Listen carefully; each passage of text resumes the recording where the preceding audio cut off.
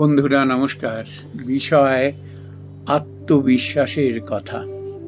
বন্ধুরা, এই আত্মবিশ্বাসবিহীন মানুষ কীরকম জানেন? এই পক্ষাঘাতগ্রস্ত মানুষের মতো। হাত রয়েছে, পা রয়েছে, নাড়াতে পারছে না। চোখ রয়েছে, পলক পড়ছে না। মুখ রয়েছে, খেতে পাচ্ছে না নিজে থেকে। তো আত্মবিশ্বাসবিহীন মানুষ এরকমভাবে জ্ঞানী গুণী পণ্ডিত হওয়া সত্ত্বেও না এরকম পক্ষাঘাতগ্রস্ত হয়ে যায় তার বুদ্ধি বিবেচনা।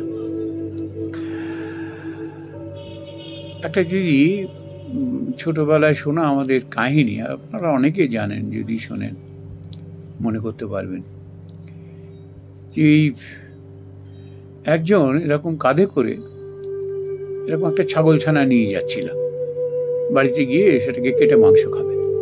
তো কিছু দুষ্টু ছেলে তারা বুঝতে পারল যে একে টলানো যাবে। তো কি করলো, এরকম 4-5 জন বিভিন্ন জায়গায় দাঁড়িয়ে পড়লো, আর এক একজন মিলে বলতে থাকলো, আরে তুমি কুকুর ছানা এরকমভাবে কাঁধে করে নিয়ে যাচ্ছ, ছি। তো প্রথমে শোনার পর অতটা আমল দেয়নি, বুঝেছে মজা করছে। কিন্তু দ্বিতীয় জন, তৃতীয় জন, চতুর্থ জন, পঞ্চম জন যেন এরকম বলতে শুরু করে দিল যেরকমভাবে সে কুকুর ছানা নিয়ে যাচ্ছে কাঁধে করে। তখন তার বিশ্বাস টলকে গেল নিজের উপর, আর বিশ্বাস রাখতে পারলো না। সে বললো হয়তো সে সত্যি সত্যি ভুল করছে। চোখের সামনে ছাগল ছানা জেনেও তাকে কুকুর ছানা মনে করে ছেড়ে দিয়ে চলে গেল। তো আমরা যখন আত্মবিশ্বাস হারিয়ে ফেলি না, তখন সাদাকে সাদা বলে চিনতে পারি না, কালোকে কালো বলে চিনতে পারি না। আর সেটি দুর্বল মানুষের এই দুর্বলতাটার সুযোগ দুষ্টু মানুষেরা নেয়। কিভাবে যে তাকে নাজেহাল করে, ব্ল্যাকমেল করে তার সর্বস্ব হরণ করবার জন্য, স্রেফ এই আত্মবিশ্বাস বিহীনতার জন্য। স্বামী বিবেকানন্দ বলেছেন না, যার আত্মবিশ্বাস নেই তার ভগবানে বিশ্বাস নেই। আমরা যদি ভগবানের উপরে বিশ্বাস আনতে পারি না, খুব অভ্যাস এবং সাধনার কাজ, তাহলে পরে না নিজের মধ্যে জ্ঞান, বুদ্ধি, ত্যাগ, বিবেক এগুলো না ভীষণভাবে একটু একটু করে জাগতে থাকে।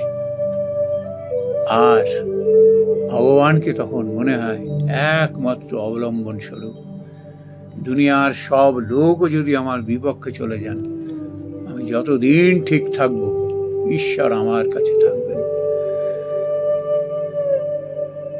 তিনি আমার মাথার উপরে থাকবেন, হৃদয় জুড়ে থাকবেন। এই জন্য কি হয়,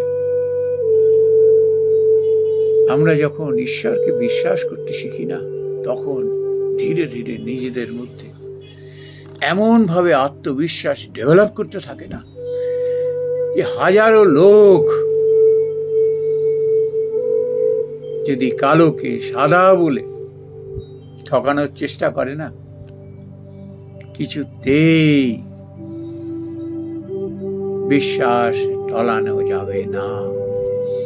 সে সাদাকে সাদা বলেই চিনবে, জানবে এবং ওখানে স্থির থাকবে।